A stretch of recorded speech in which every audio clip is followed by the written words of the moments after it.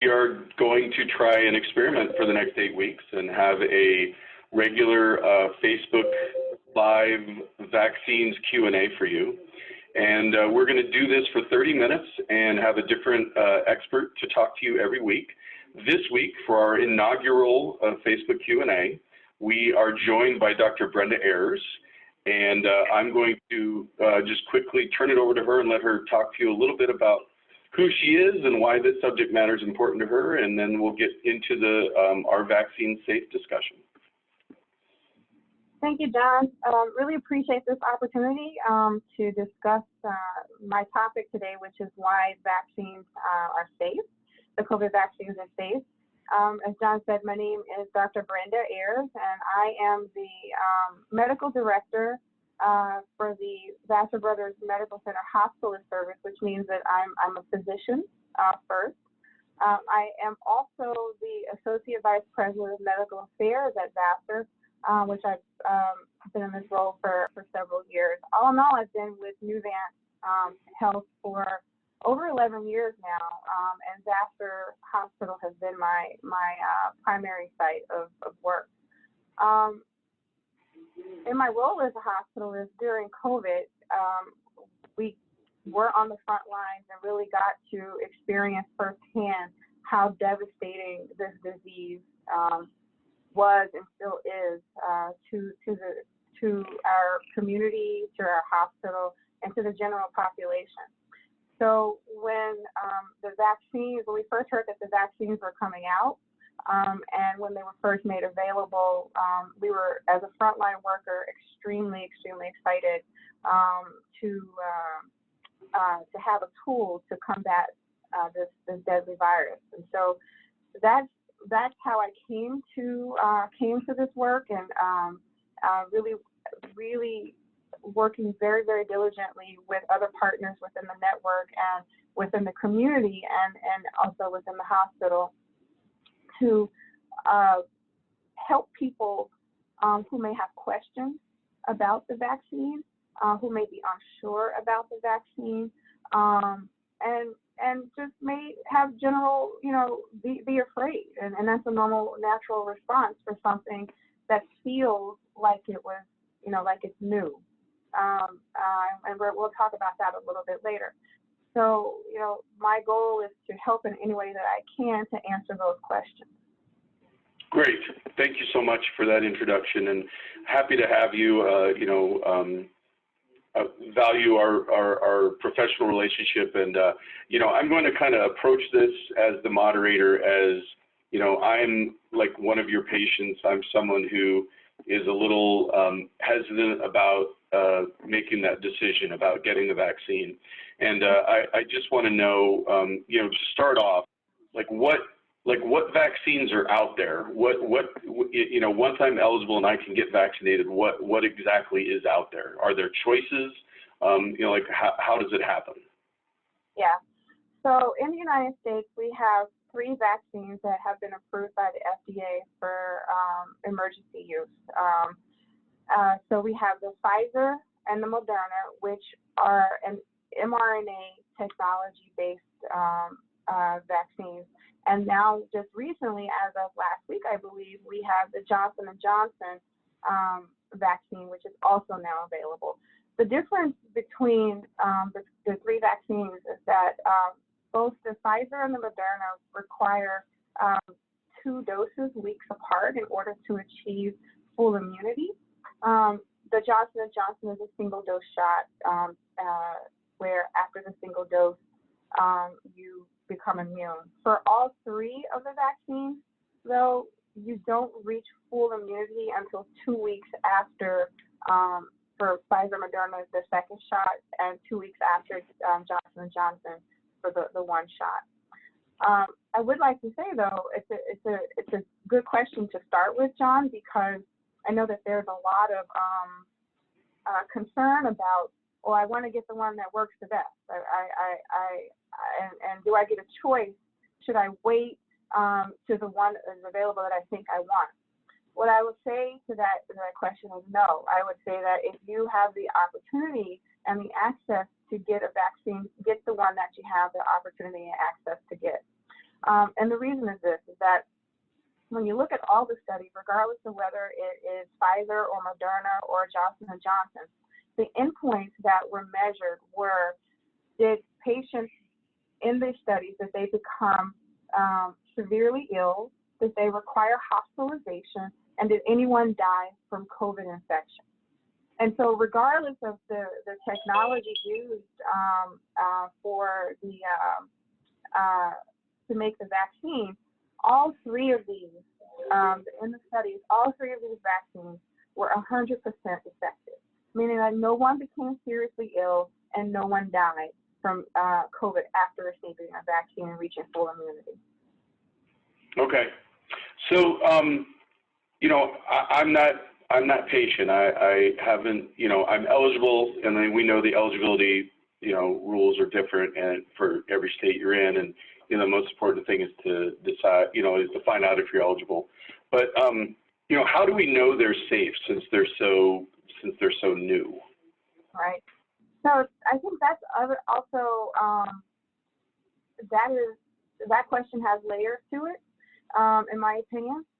So when we say new, and I know it feels new, and I know the vaccines feel new, especially when you're given a title of the entire operation called Warp Speed, which I think did a disservice to the initiative, because when you use words like Warp Speed and you make it feel like things are rushed, you really are ignoring the fact that coronaviruses are not new to us as to the human population.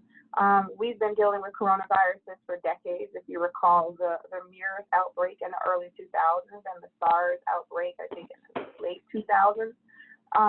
Those were both caused by coronaviruses. We have coronaviruses in circulation, and usually coronaviruses just cause sort of, you know, common cold-like symptoms for us, right?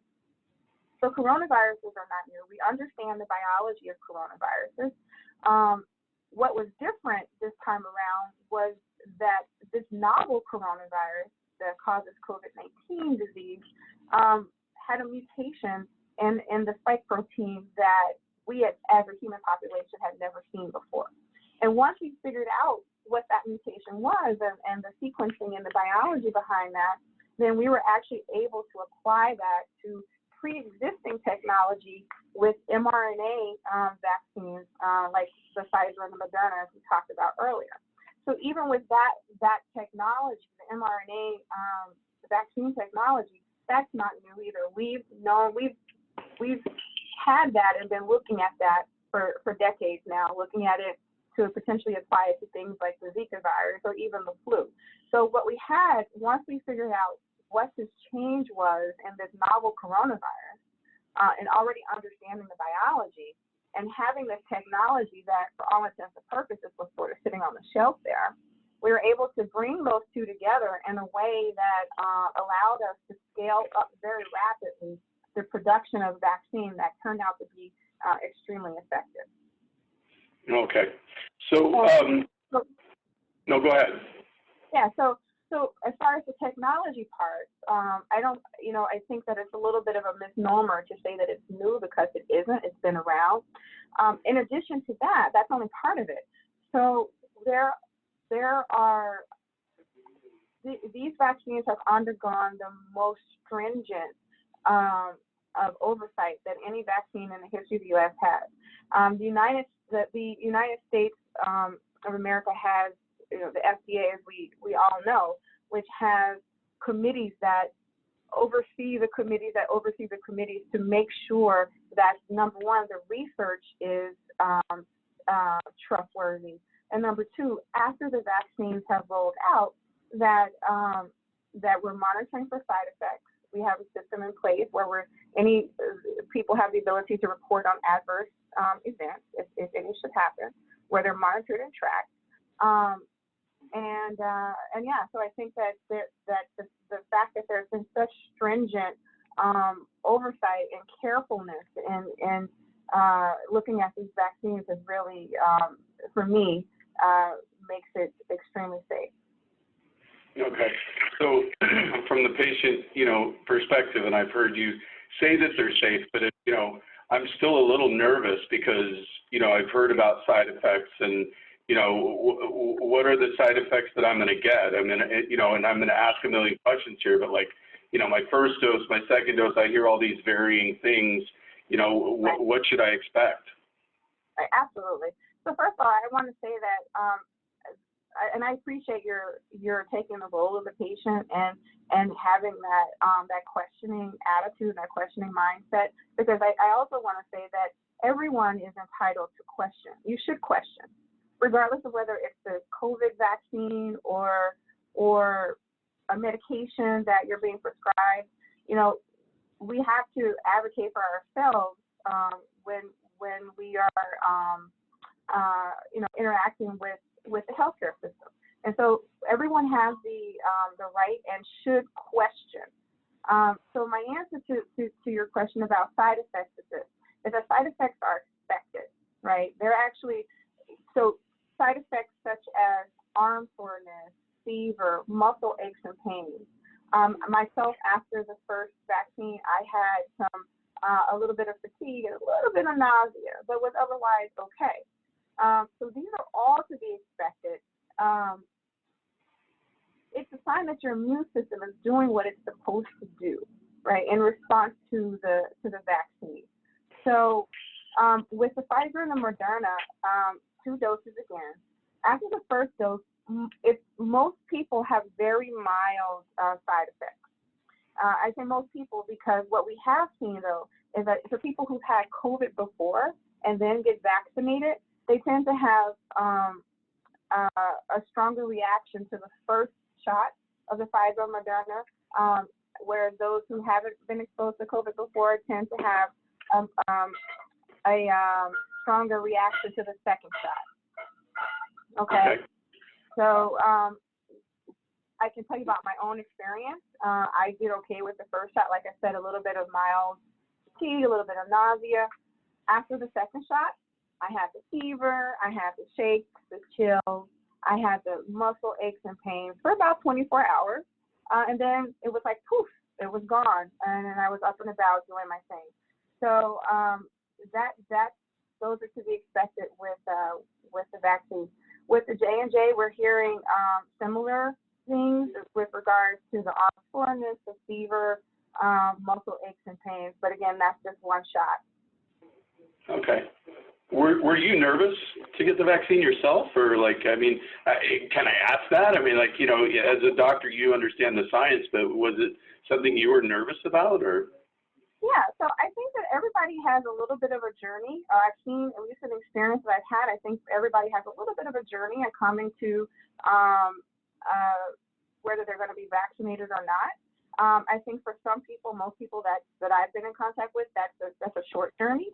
But there are people who are still on that journey and still, questioning and haven't decided. For myself, I would say that my journey was not instantaneous. I did have questions, some of the same questions that you're posing to me right now.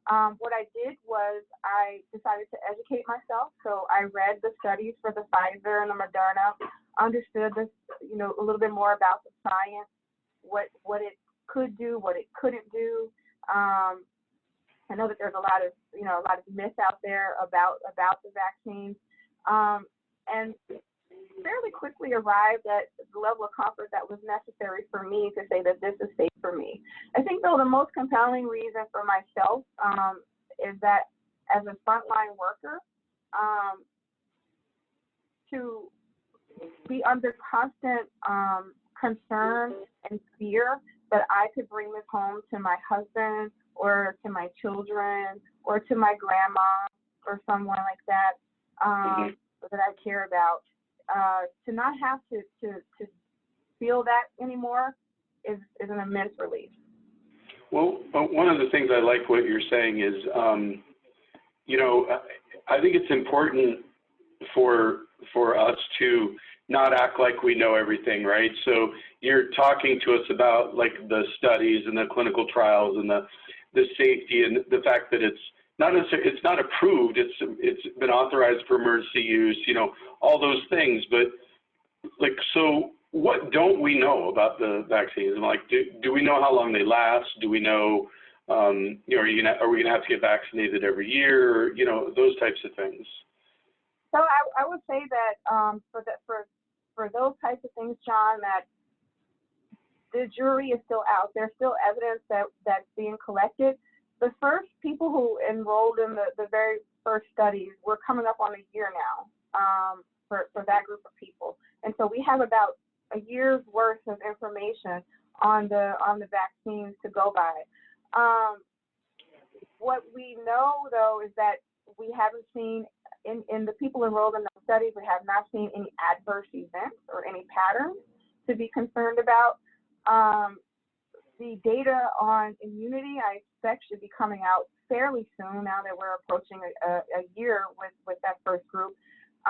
So to answer, the short answer is no, we don't know exactly how long immunity lasts, but we should be knowing shortly.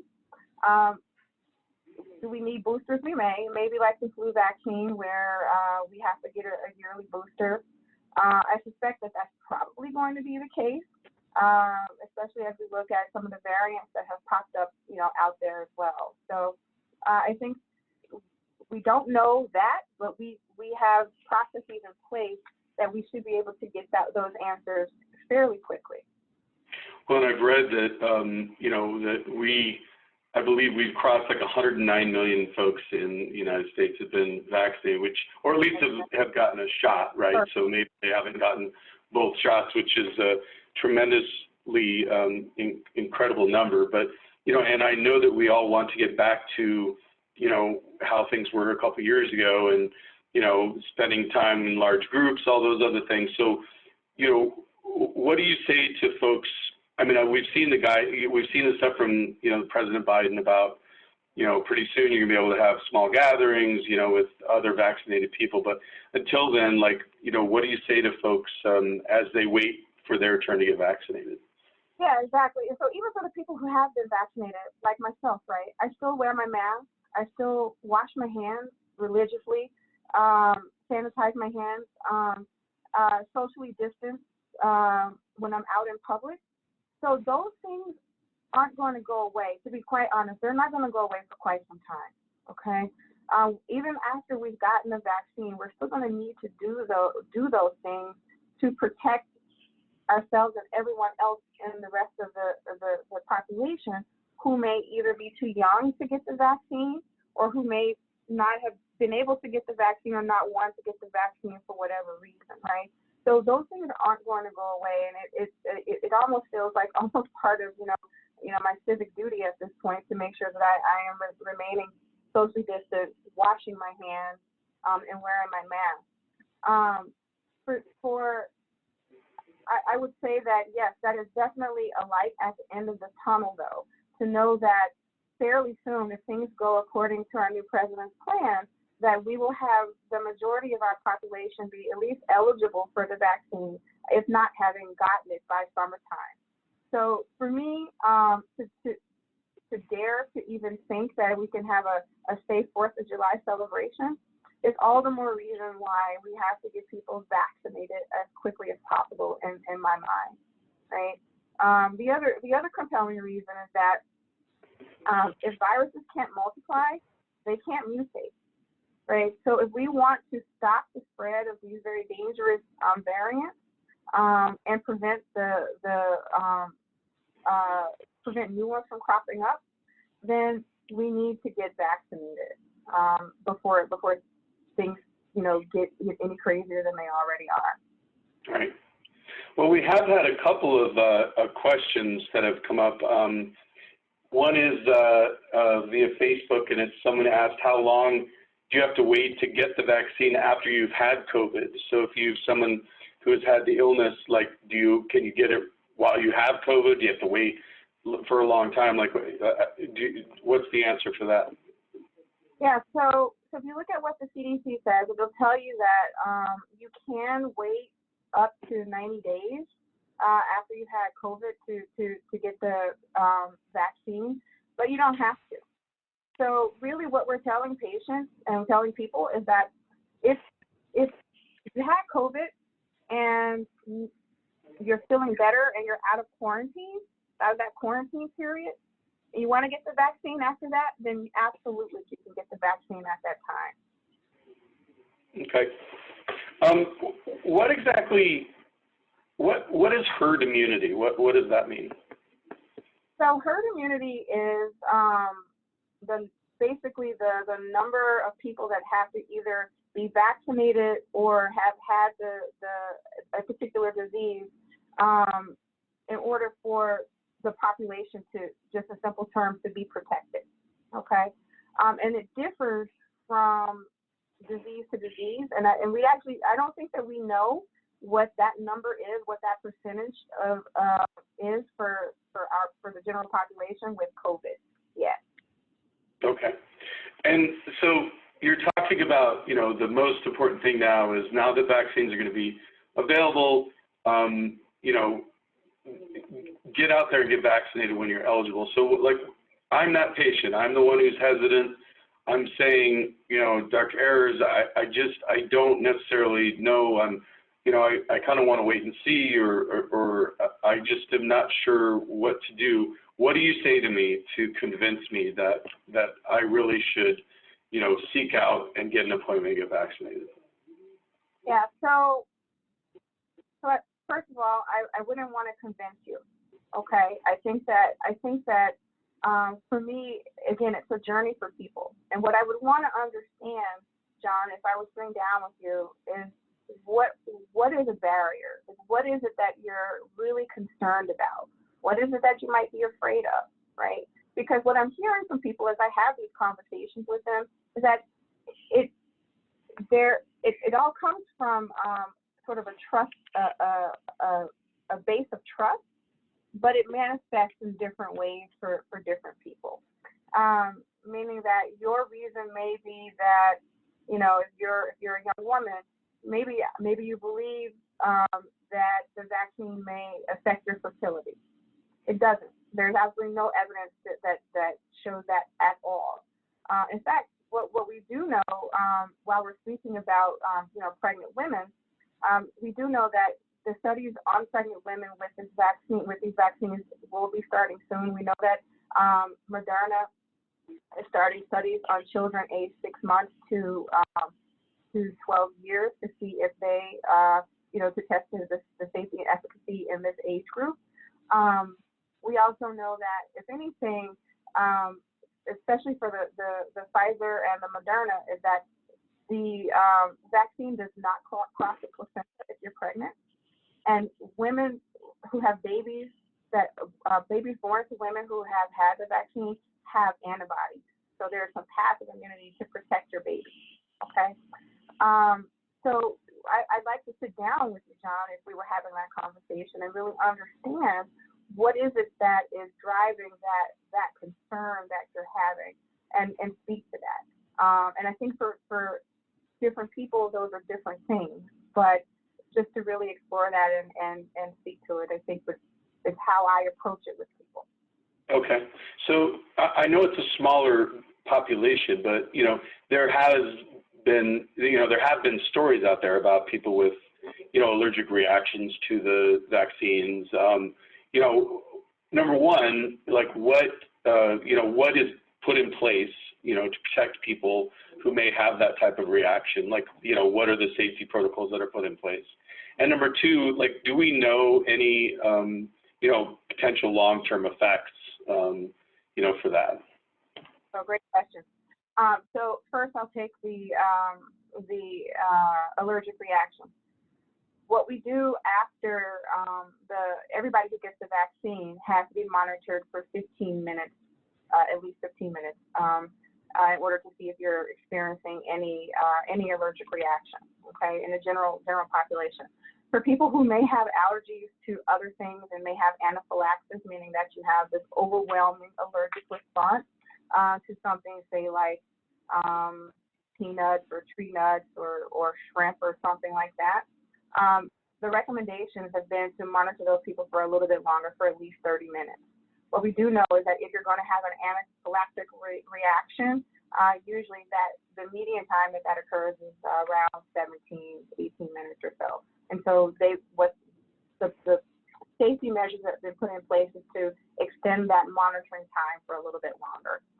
If that were to happen, people are on site with EpiPens and things like that to treat the anaphylactic reaction. I will say that those are extremely rare. When you think about we've got, like you said, 109 million people who've at least gotten the first dose here. We have hundreds of millions of people around the world who've gotten their vaccinations as well.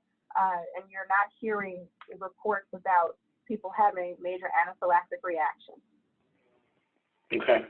And so do we have any idea if, there are any sort of long-term effects from the vaccines? No, we don't.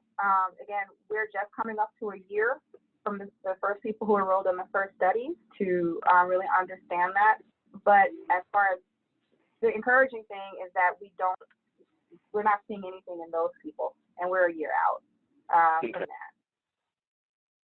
There are, when you talk about real world applications, there is, data coming in from Israel where they've managed to vaccinate most of the population. And the encouraging news there is also that what we saw in the studies is actually holding up very well in the real world with the numbers with regards to efficacy of the vaccine. And ultimately, it sounds like what you're saying is if you have questions or if you get vaccinated and you experience any sort of issues, call your doctor, right? I mean, that's, talk to your doctor, find out, ask questions. Absolutely. Absolutely. I think that, it's okay to ask the questions and it's okay to question. And again, mine is not to try to convince people to take the vaccine. But what I don't want is for people to make a decision based on misinformation and fear.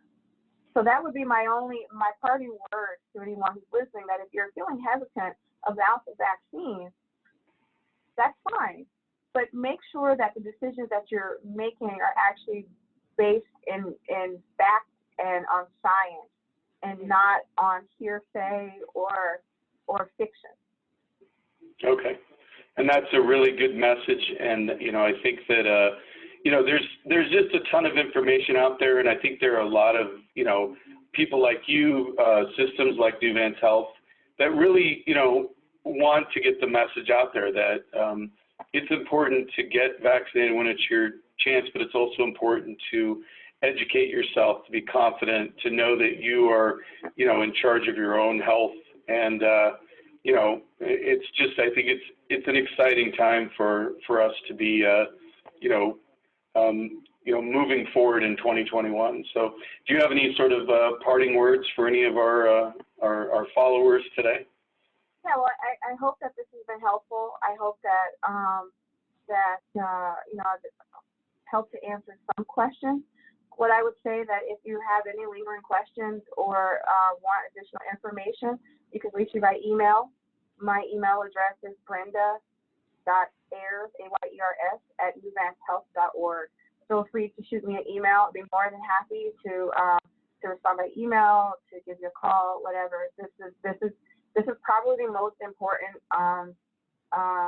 thing that we will do in healthcare, at least to this point in this century. So I'm very passionate about it. If you have any questions, ask them. You know how to reach me. Thank you so much, Dr. Ayers. And for everyone, I want to say thank you. If you are eligible and you're still looking to get an appointment, the easiest way is to go online and look up the website, vaccinefinder.org. You can select which state you're in, and it'll provide you with all the information. But you can also search for your state's Department of Health. You can go to nuvancehealth.org, and we've got a great vaccine FAQ that's up there that will answer pretty much any question that you may have. That's a great, valuable tool. And we are going to do this weekly. Next week we have Dr. Valerie Cluzet, who's one of Dr. Ayers' colleagues. She's an infectious disease doctor, and she's going to talk to us about how vaccines work, like how they work, this kind of the science behind them. So Dr. Ayers, thank you so much for joining us today. Thanks to all of you for watching, and we will see you next week. Thank you.